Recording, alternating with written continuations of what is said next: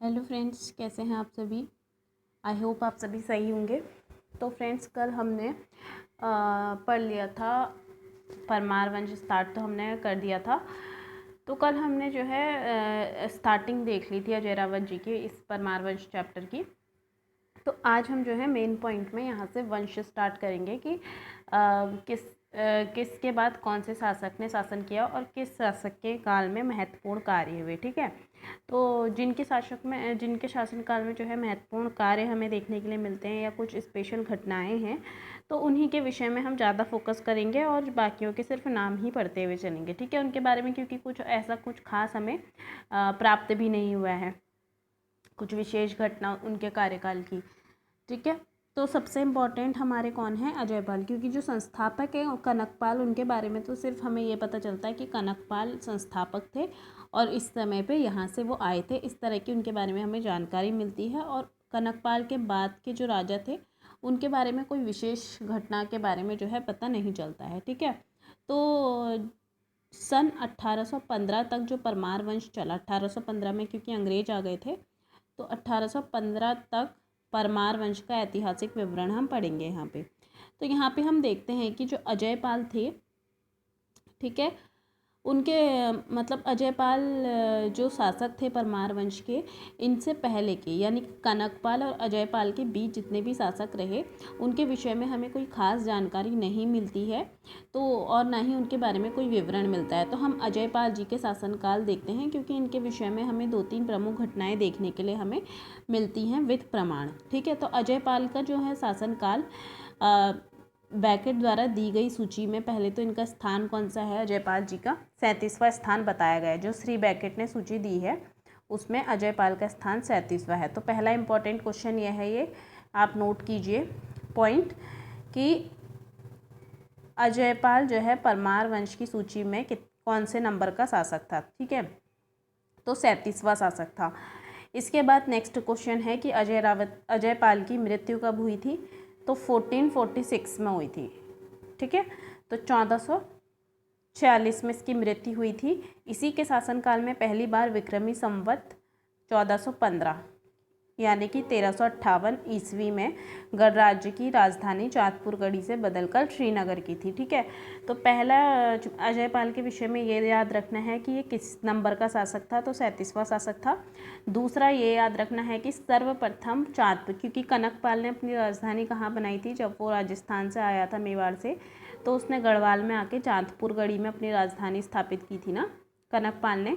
तो पहली बार कौन सा शासक था परमार वंश का जिसने फर्स्ट टाइम चाँदपुरगढ़ी से राजधानी स्थानांतरित की श्रीनगर में, तो वो था अजयपाल। ठीक है। तो दूसरी घटना हो गई अजयपाल की कि इन्होंने चाँदपुरगढ़ी से राजधानी कहाँ स्थानांतरित की थी, श्रीनगर में। और कब की थी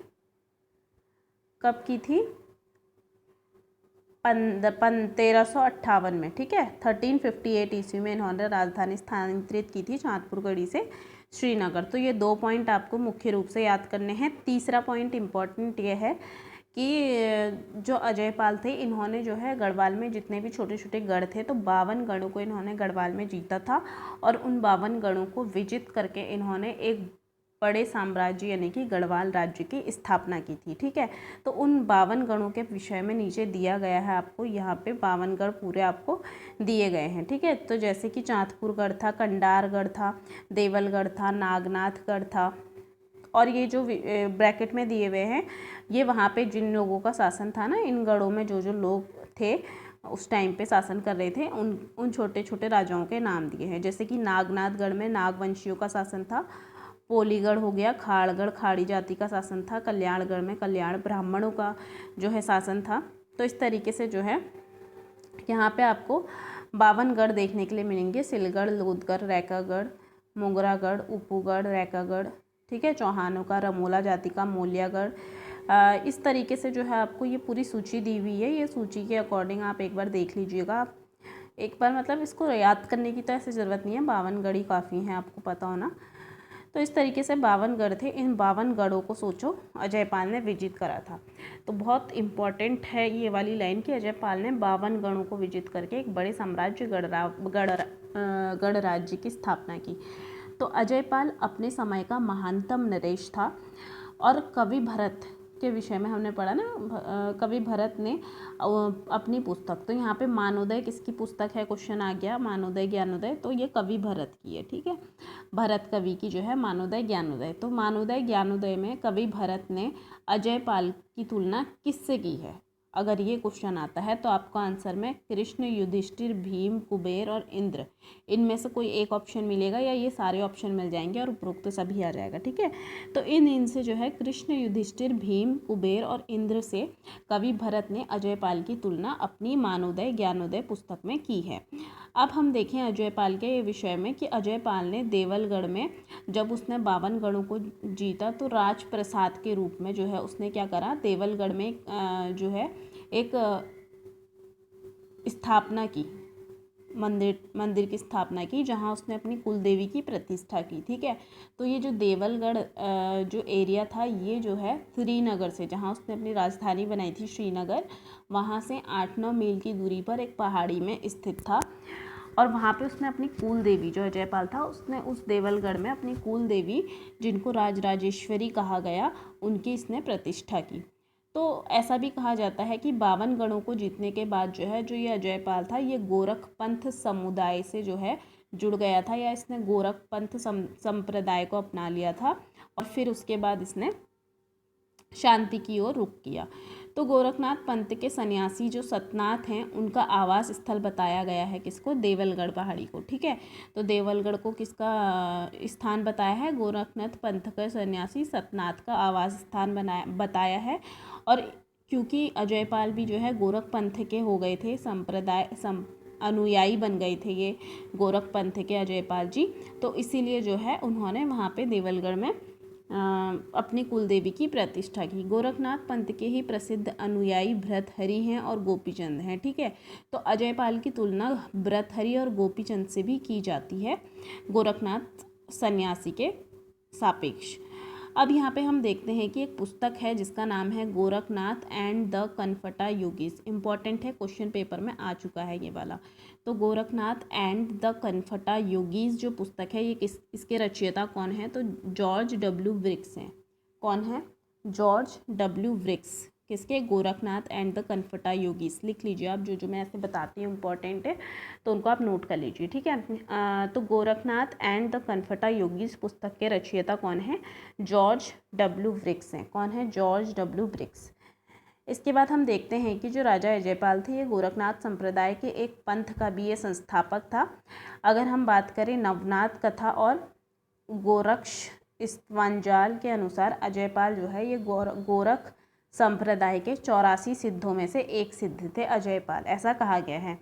तो अजयपाल के बारे में जो है इतिहास के स्वर्णिम पृष्ठ पर अंकित जो अशोक हैं, ठीक है, सम्राट अशोक थे ना, उनसे जो है अजयपाल की तुलना की गई है कि जिस तरह जो है अशोक ने कलिंग युद्ध के नरसंहार से विक्षुब्ध होकर अशोक ने क्या किया था, तलवार को सदैव के लिए त्याग दिया था और वो बौद्ध धर्म की तरफ को चले गए थे ना, बुद्ध धर्म अपना लिया था किसने, अशोक ने, सम्राट अशोक ने, मौर्य वंश के सम्राट अशोक ने। तो उसी तरह से जो अजयपाल हैं, उन्होंने भी जब 52 गढ़ों को विजित कर लिया तो उसके बाद उन्होंने अपना एक छत्र साम्राज्य स्थापित किया जिसको गढ़वाल कहा गया, जिसमें जो है आपका देहरादून, सहारनपुर, टिहरी, उत्तरकाशी, पौड़ी, बिजनौर और चमोली के एरिया आते थे। तो इन 52 गढ़ों को जीतने के बाद उसने जो है युद्ध से हमेशा के लिए जो है त्याग ले लिया और उसके बाद वो शांति की खोज में जो है किस संप्रदाय में चले गए, गुरु पंथ के ये अनुगामी बन गए थे अजयपाल, ठीक है। तो गोरखनाथ पंथ से ये वास्तव रखते थे कौन, अजयपाल। अब ठाकुर शूरवीर सिंह जी का जो संग्रह हमने पढ़ा था, जो कि पुराना दरबार में है, तो वहाँ पे जो है एक सांवरी ग्रंथ है, क्या है, सांवरी ग्रंथ, ठीक है, शूरवीर सिंह के संग्रहालय में है सांवरी ग्रंथ। उसमें अजयपाल को क्या कहा है, आदिनाथ कहकर संबोधित किया गया है। इससे विदित होता है कि गोरखनाथ पंथ में अजयपाल का स्थान बहुत ऊंचा रहा होगा। तो देवलगढ़ के विष्णु मंदिर की दाहिनी ओर, ये देवलगढ़ वहीं जहाँ इन्होंने अपनी राजराजेश्वरी कुलदेवी की प्रतिष्ठा की थी, तो वहीं जो है इन्होंने विष्णु मंदिर की दाहिनी ओर के सामने जो है अजयपाल की एक पद्मासन में हमें मुद्रा देखने के लिए मिलती है, जिसमें लिखा गया है अजयपाल की धर्म पाथो भंडारी करो को, ठीक है। तो इस तरह से जो है उत्कीर्ण किया गया है देवलगढ़ के मंदिर में, विष्णु भगवान के मंदिर की साइड वाले में। तो अजयपाल के बाद जो है कौन बैठा गद्दी पर? कल्याण शाह बैठा। ठीक है, अजयपाल के बाद कौन बैठा गद्दी पर? कल्याण शाह बैठा। कल्याण शाह ने विजयपाल तक, मतलब कल्याण शाह से विजयपाल तक, इन दोनों के बीच में कोई भी किसी भी नरेश का नाम हमें नहीं मिलता है, जैसे कि मानो कल्याण शाह के बाद का इतिहास बिल्कुल ख़त्म सा हो गया। ठीक है, बैकेट की सूची के अनुसार जो कल्याण शाह था उसके बाद सुंदरपाल, हंसदेवपाल, विजयपाल, ये लोग जो है सिंहासन रूढ़ हुए। तो सुंदरपाल, हंसदेवपाल और विजयपाल इनके नाम मिलते हैं, लेकिन और कोई ख़ास घटना इनके बारे में ऐसी घटित हुई हमें नहीं मिलती है इतिहास में। ठीक है, तो परमार वंश के 42वें राजा, अब हमें सीधे कल्याण शाह, जैसे अजयपाल के बाद कौन बैठे गद्दी पे? कल्याण शाह बैठे, और कल्याण शाह के बाद हमें सीधे कौन मिलते हैं? सहजपाल। उनके बीच के राजा के बारे में हमें उतनी जानकारी नहीं मिलती है, लेकिन जो कल्याण शाह है उसके बाद हमें डायरेक्ट 42वें राजा सहजपाल के बारे में मिलता है। ठीक है, इतिहास में।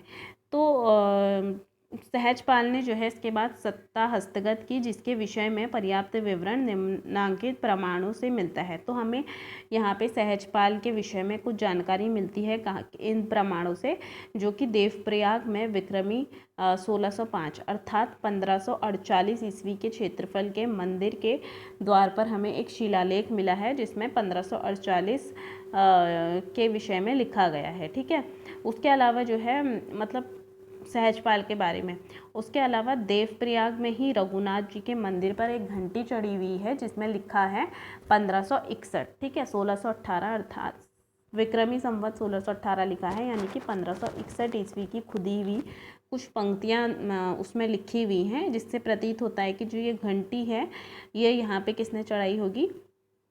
सहजपाल ने चढ़ाई होगी। किसने चढ़ाई होगी? सहजपाल ने चढ़ाई होगी। इसके बाद हम देखते हैं कि सन 1548 के शिलालेख द्वारा ये तो स्पष्ट हो जाता है। ठीक है, जो 1548 का शिलालेख मिला है, इससे हमें ये तो पता चल जाता है कि 1548 के बाद गद्दी पर जो है सहजपाल नहीं आया, बल्कि उसी समय आया था या उससे पहले। बल्कि रतूड़ी जी कहते हैं कि उसके अंतिम दिवसों की जो प्रामाणिक तिथि, अब जो रतूड़ी जी हैं, हरिकृष्ण रतूड़ी, इन्होंने जो अंतिम तिथि क्या बताई है, यानी कि जो कल्याण सहजपाल था उसकी मृत्यु की तिथि इन्होंने 1575 बताई हुई है। तो इससे प्रतीत होता है कि जो सहजपाल था ये 1548 से 1575 जो है इसने शासन किया। ठीक है, 1548 से 1575 तक सहजपाल ने शासन किया अजय कल्याण शाह के बाद। इसके बाद देखते हैं कि कवि भरत ने सहजपाल की प्रशस्ति में अनेक पंक्तियां भी लिखी हैं। उनका कथन या फिर कवि भरत का कहना ये था कि जो सहजपाल है उनके काल में जो गढ़वाल था, ठीक है, कवि भरत क्या कहते हैं? कवि भरत कहते हैं कि सहजपाल के काल में गढ़वाल अपनी प्रगति की चरम सीमा पर था, मतलब बिल्कुल ऊंचाई पे पहुंच गया था। सहजपाल सम्राट अकबर का समकालीन था। जो सहजपाल था वो किसका समकालीन था? अकबर का। आपको पता है 1548 से जो है इसका समय बताया है 1575, तो ये अकबर का समकालीन रहा होगा। यद्यपि अकबर के साम्राज्य की जड़ें लगभग समग्र उत्तर भारत तक फैल चुकी थी, यानी कि जो अकबर मुग़ल साम्राज्य था ना, ये लगभग उत्तर की तरफ सब जगह फैल गया था, लेकिन ये उत्तराखंड तक नहीं पहुंचा था। गढ़वाल के लोग मज़े से स्वतंत्र अस्तित्व को लेकर स्वतंत्रता की बयार का आनंद ले रहे थे। Doctor L.K. श्रीवास्तव का कथन है कि मुगलिया सल्तनत का अपना समकालीन राजनीतिक शक्तियों से जो भी संबंध थे उनमें गढ़वाल राज्य का महत्वपूर्ण स्थान है। ठीक है, मतलब कि कुछ संबंध इन्होंने बनाए थे गढ़ राज्य से। यद्यपि श्रीनगर गढ़वाल का दिल्ली से कूटनीति संबंध था, लेकिन प्रतीत होता है कि वह एक स्वतंत्र, मतलब वहाँ से इन्होंने थोड़े बहुत संबंध बाद में बनाए थे मुगलों से। फिर हम देखते हैं कि सहजपाल के बाद अब कौन बैठेगा गद्दी पे? सहजपाल के बाद हमारा बलभद्र शाह गद्दी पर बैठेगा। ऐसा कहा जाता है कि वो शासक, यहाँ पे पॉइंट लिखिए, आप नोट बनाइए कि किस परमार शासक ने जो है शाह की नींव डाली। ठीक है, अपनी आगे नाम के आगे शाह लगाने की उपाधि या शाह उपाधि की नींव किसने डाली? तो ये डाली आपकी बलभद्र शाह ने। किसने डाली? बलभद्र शाह ने। मतलब ऐसा, वैसे तो कल्याण शाह भी थे, इससे पहले हमने पढ़ा ना अजयपाल के बाद कल्याण शाह कि उन्होंने अपने पीछे शाह की उपाधि लगाई। तो इसी तरह से जो है लेकिन कल्याण शाह के बाद शाह की उपाधि तो थी, लेकिन उसके बाद जो है ये किसी भी शासक के आगे हमें शाह की उपाधि नहीं दिखी, सबने जो है पाल ही लगाया। तो उसके बाद हमें डायरेक्ट बलभद्र शाह के टाइम पे दिखी। ऐसा कहा जाता है कि बलभद्र शाह को जो है ये शाह की उपाधि मुग़ल सम्राटों ने दी थी, ठीक है। इसलिए दी थी क्योंकि और जब दारा शिकोह शरण लेने गढ़वाल में आया तो गढ़वाल ने क्या किया, औरंगजेब को दारा शिकोह को सौंप दिया और औरंगजेब ने दारा शिकोह की हत्या कर दी। लेकिन ये जो है सत्य प्रतीत नहीं होता है, क्योंकि जो बलभद्र शाह था वो औरंगजेब का जो है समकालीन नहीं था, ठीक है। औरंगजेब जो है बहुत बाद में आया, बलभद्र शाह पहले ही गद्दी पर आसीन हो गया था। तो ये वाली जो इनकी थॉट है ये गलत प्रतीत होती है, जो इन्होंने ये वाली बात कही है, ठीक है। तो उसके अलावा हम देखते हैं कि श्री भक्त दर्शन जी का कथन जो है हाँ दूर लगता है, ये मैंने आपको बता दिया है। अब डॉक्टर पातीराम लिखते हैं कि तल्ला नागपुर के ग्राम सतेरा से वर्तकाल जाति के किसी व्यक्ति को राज्य के कार्य के लिए दिल्ली भेजा गया, ठीक है। यहाँ पे डॉक्टर पातीराम जी अपनी नई कहानी बताते हैं, इसमें पीछे से शाह लगाने के बारे में। डॉक्टर पातीराम जी ये बताते हैं कि तल्ला नागपुर के ग्राम सतेरा से जो है एक वर्तकाल जाति के एक व्यक्ति को कहाँ भेजा, दिल्ली भेजा। तो किसी काम से भेजा था राज्य के, लेकिन दिल्ली में हरम होता है ना उनका, मुगलों का हरम होता था जहाँ सिर्फ उनकी स्त्रियां रहा करती थी। तो उस हरम की स्त्री में से किसी एक स्त्री का जो है दिक्कत हो गई थी, ठीक है। तो वो बीमार टाइप की हो गई थी, पता नहीं चल रहा था उसको क्या बीमारी है या उसको क्या परेशानी हो रही है उस महिला को। तो उसकी जो परेशानी है उसका पता जो है किसने लगाया, जो वर्तकाल जाति के जिस व्यक्ति को मुगल भेजा गया था उसने जो है उसकी कलाई में धागा बांधा और उसकी बीमारी का पता लगाया और फिर उसके रोग को काटने में जो है सफलता मिल गई। तो शहंशाह ने इस बात से प्रसन्न होकर जो है उसको बोला कि मांगो, तुम्हें जो मांगना है वो मैं तुम्हें दूंगा। तो उसने क्या कहा, बलभद्र शाह ने कहा कि आप मुझे कुछ मत दीजिए, बस आप हमारे आगे शाह की उपाधि जोड़ दीजिए, ठीक है। ऐसा कहा किसने, बलभद्र शाह ने, कि आप हमारे पीछे जो है शाह की उपाधि जोड़ दीजिए। तो शाह की उपाधि ऐसा कहा जाता है कि इसी वजह से चलती रही फिर बात तक, ठीक है। इसके बाद हम देखते हैं या फिर एक कथन और है, ठीक है। एक कथन और क्या है यहाँ पे कि ऐसा भी हो सकता है, जैसे कल्याण शाह के पीछे हमने शाह की उपाधि देखी, फिर कल्याण शाह के बाद हमने किसी के बलभद्र शाह तक किसी के भी पीछे से ये शाह की उपाधि नहीं देखी। तो ऐसा भी हो सकता है कि अजय पाल को जो है उस समय पे जो है ये उपाधि दी गई हो, ठीक है। अजय पाल को ये उपाधि मिली हो, लेकिन अजय पाल क्योंकि पूरी तरह से जो है गोरखनाथ पंथ से जुड़ गए थे और उन्हें जो है निस्वार्थ निर्विकार सन्यासी वो बन गए थे, उन्हें बाहरी उससे कोई भी ऐसी दिलचस्पी उन्हें बाहरी समुदाय में नहीं थी, इसीलिए उनको शाह की उपाधि तो मिली थी, लेकिन उन्होंने वो उपाधि अपने पीछे नहीं लगाई। और उसके बाद कल्याण शाह जो राजा हुए उन्होंने अपने पीछे वो उपाधि लगाई, ठीक है। तो उसके बाद जो है उतना चलन नहीं होगा ये शाह की उपाधि लगाने का कल्याण शाह के बाद। तो जब बलभद्र शाह आए होंगे तो बलभद्र शाह ने अपने इतिहास की तरफ देखा होगा, क्योंकि अजयपाल एक बहुत महान शासक थे। बलभद्र शाह को भी महान बनने के लिए अजयपाल के ही नक्शे कदम पर चलना पड़ता है, इसलिए उन्होंने अजयपाल के बारे में जानकारी ली होगी। तो उन्हें पता चला होगा कि अजयपाल को जो है शाह की उपाधि दी गई थी। तो उसके बाद बलभद्र शाह ने जो है अपने पीछे शाह की उपाधि लगाना स्टार्ट किया और उसके बाद ये परंपरा अंतिम शासक जो परमार वंश का अंतिम शासक था उसके शासनकाल तक ये जो नाम के पीछे शाह लगाने की उपाधि है वो चलती रही, ठीक है। तो इतना जो था ये बलभद्र शाह के बारे में हमें देखने के लिए मिलता है।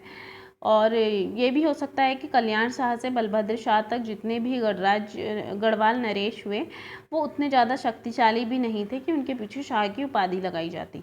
अब हम देखते हैं, यद्यपि डॉक्टर A.L. श्रीवास्तव ने लिखा है कि सहजपाल, बलभद्र शाह से जो पहले था सहजपाल, उसके शासनकाल में गढ़वाल ने अपनी स्वतंत्रता को जो है बनाए रखा था और दिल्ली से कुछ राजनीतिक संबंध भी इन्होंने मतलब इनके थे।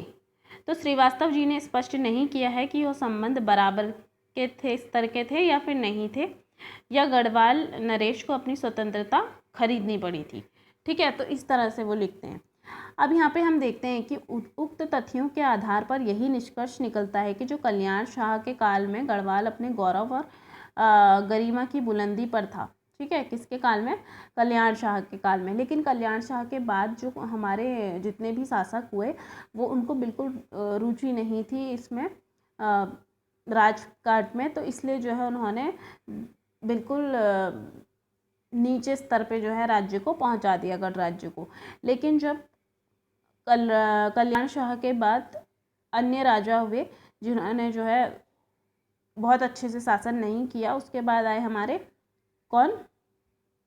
बलभद्र शाह। ठीक है, सॉरी, कल्याण शाह के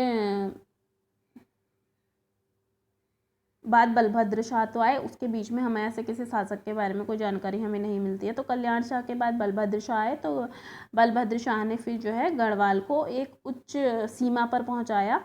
ऐसा कहा जाता है कि उसकी स्वतंत्रता, सत्ता, ऐश्वर्य जो है सब डगमगा गया। किंतु जैसे ही सहजपाल, ठीक है, जो कल्याण शाह के बाद के शासक थे उनके समय पे सब कुछ डगमगा गया। लेकिन जैसे ही सहजपाल आरूढ़ हुआ, ठीक है, कल्याण शाह के बाद कौन? सहजपाल आरूढ़ हुआ। 2-4 शासकों के बाद जब सहजपाल आरूढ़ हुआ तो उसने गणराज्य की विभूति ने जैसे ज़मीन पर पैर नहीं रखे बल्कि आसमान पर इनकलाब लिख दिया। तो सहजपाल ने जो है बहुत अच्छे से अपना जो है कर्तव्य निभाया और बहुत अच्छे से राज्य संभाला। तो पुराना नाम, प्रसिद्धि, गौरव सब लौट आए। गणराज्य जो है वो गरिमामय हो गया। इसलिए जो है शाह की उपाधि यहाँ पर से स्टार्ट की गई। ठीक है, मतलब बलभद्र शाह के टाइम पे फिर से जो है शाह की उपाधि का जो है चलन हुआ। अब यहाँ पे हम पढ़ते हैं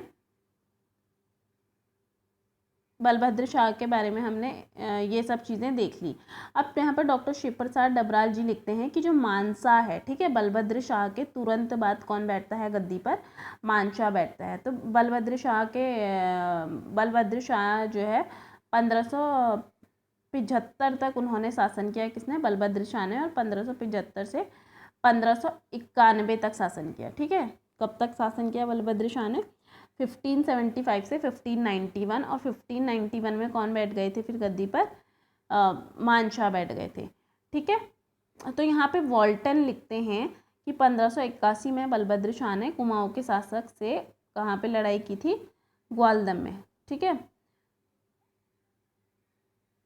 तो इसका मतलब क्या है कि गढ़वाल ने जो है कुमाऊँ पर बहुत से आक्रमण किए और हमेशा कुमाऊँ को मुंह की खानी पड़ी। ठीक है, तो यहाँ पे लिखा है कि ग्वालदम में कुमाऊँ और गढ़वाल का युद्ध हुआ था बलभद्र शाह के समय में। और इस युद्ध की जो तिथि बताई है 1590 से 1591 बताई गई है। ठीक है, तो बलभद्र शाह के टाइम पे जो है कुमाऊँ पर आक्रमण किया गया था। उसके बाद यहाँ पे निकलता है कि युद्ध की तिथि में चाहे कितना ही मतभेद हो, किंतु इससे यह निष्कर्ष तो निकलता ही है कि कुमाऊँ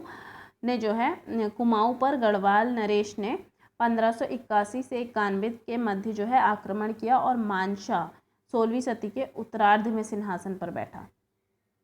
तो इतना हमने देख लिया है बलभद्र शाह के बारे में भी। ठीक है, कल्याण शाह के बाद हमने सहजपाल देखा, सहजपाल के बाद हमारा कौन आया?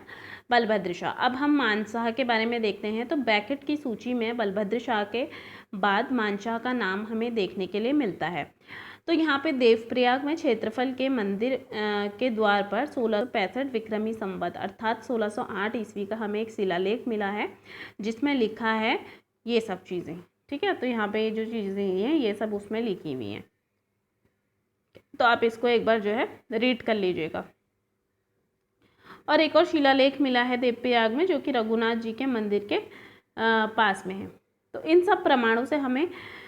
सब प्रमाणों के अतिरिक्त हमें एक फोस्टर की बुक है। ठीक है, इसके अलावा ये जो ऊपर 2 ताम्रपत्र से लिए गए हैं, तो इसके अलावा हमें एक बुक भी मिलती है फोस्टर की। श्री फोस्टर की पुस्तक है जिसका नाम क्या है? The early travels in India. ठीक है, इस बुक का नाम याद रखना। The early travels in India किसकी है? श्री फोस्टर की है। और उसके अलावा एक यूरोप के यात्री थे श्री विलियम। ठीक है, श्री विलियम यूरोप के यात्री थे। इन्होंने भी 1608 से 1611 तक भारत की यात्रा का विवरण दिया है अपनी पुस्तक में। तो उन्होंने गणराज्य एवं वहाँ के शासक महाराज मानशाह के नाम का उल्लेख किया है। किसने? श्री विलियम ने, जो कि एक यूरोप यात्री थे, उन्होंने अपनी बुक में जो है विलियम ने मानशाह का उल्लेख किया है, जो शासक थे। तो उनका कथन ये था कि जो गढ़वाल का प्रतापी राज्य है वो कहाँ से कहाँ तक फैला था। तो गढ़वाल का जो प्रतापी राज्य है वो गंगा यमुना के मध्य फैला हुआ था, जिसकी राजधानी श्रीनगर में थी, जो कि अजयपाल ने स्थानांतरित करके बनाई थी राजधानी। उनके राज्य की एक सीमा जो है आगरा नगर से 200 किलोमीटर की दूरी पर है। पूरा गणराज्य लंबाई में कितना है, 300 किलोमीटर, और चौड़ाई में 150 किलोमीटर तक फैला हुआ था। यानी कि जो पूरा गढ़वाल के एरिया की बात हो रही है कि 300 किलोमीटर लंबाई में फैला था और चौड़ाई में 150 किलोमीटर ये फैला था। तो यह शौर्यवान शासक जो ये मानशाह था, ये क्या करता था, सोने के बर्तनों में भोजन करता था। मानशाह, इतना ये मतलब शान शौकत वाला था और बहुत समृद्ध था। तो उक्त तथ्य के आधार पर यह निर्णय ले सकते हैं कि मानशाह ने लगभग 1561 ईस्वी से 1611 तक जो है गढ़वाल में शासन किया। तो मानशाह का शासनकाल का समय कितना है, इसको नोट कर लीजिएगा, 1561 ईस्वी से सन 1611 ईस्वी तक। ठीक है, तो तब तक इन्होंने गढ़वाल पर शासन किया। मानशाह के शासनकाल में कुमाऊं नरेश श्री लक्ष्मीचंद। अब हम मानशाह के शासनकाल के समय कुमाऊं में किसका शासन था, लक्ष्मीचंद का शासन था। तो लक्ष्मीचंद ने सन 1597 से 1620 तक 7 आक्रमण किए। मतलब लक्ष्मीचंद ने, आपको पता है कि बार बार जो है गढ़वाल पर आक्रमण ये लोग करते रहते थे। जैसे ही कोई नया शासक चंद्रवंश में बैठता था, चंद्रवंश की गद्दी में, तो वैसे ही सबसे पहले उसका काम गढ़वाल की तरफ रुख करना होता था। तो इसी तरह लक्ष्मीचंद ने भी बहुत से आक्रमण गढ़वाल में किए, लेकिन वो हमेशा हार गया, क्योंकि तीलू रौतेली थी, उन्होंने भी जो है लड़ाई की थी ना। अब यहाँ पे श्री बद्रीदत्त पांडे ने भी इस घटना का उल्लेख किया है कि कुमाऊं के शासक को मानशाह की कुमुकों ने बुरी तरह हराया था। तो बद्रीदत्त पांडे जी यही कहते हैं, जो कुमाऊं का शासक मानशाह था उसको जो है कुमुकों ने बहुत बुरी तरह हराया। मानशाह के सेनापति, अब यहाँ पे आपको एक नाम दिखता है, अगर क्वेश्चन आता है निम्नलिखित में से मानशाह का सेनापति कौन था, तो यहाँ पे आपको 4 ऑप्शन देंगे, जिसमें से एक ऑप्शन नंदी जो है बिल्कुल करेक्ट होगा, क्योंकि मानशाह का जो सेनापति था उसका नाम था नंदी। तो उसने जो है कुमाऊं की राजधानी पर अधिकार कर लिया, ऐसा कहा जाता है। यानी कि जो गढ़वाल था उसने कुमाऊं राज्य को जीत लिया था, और चंपावत में जो है इन्होंने अधिकार कर लिया था। किसने, मानशाह के सेनापति नंदी ने। गढ़वाल के राजकवि श्री भरत ने अपनी रचना मानोदय ज्ञानोदय में जो है इनका ये क्या नाम है, इनका मानशाह की विजय का जो है विरुद्ध गाया है। किस पुस्तक में, मानोदय ज्ञानोदय, हमने देखा था, भरत की पुस्तक है। तो इस संबंध में ध्यान देने योग्य बात यह है कि पंडित शंभू प्रसाद बहुगुणा ने कवि भरत एवं मुगल दरबार के कवि ज्योतिक राय को एक ही व्यक्ति माना है। अब यहाँ पे एक ज्योतिक राय कवि हैं, तो उनकी तुलना जो है कवि भरत जी से की है, कि कवि भरत और जो ये मुगल दरबार का कवि ज्योतिक था, ये दोनों एक ही पर्सन थे। लेकिन ये गलत कहना होगा, क्योंकि ये एक नहीं थे, दोनों अलग अलग लोग थे। ठीक है, तो यही सब इसमें दिया हुआ है।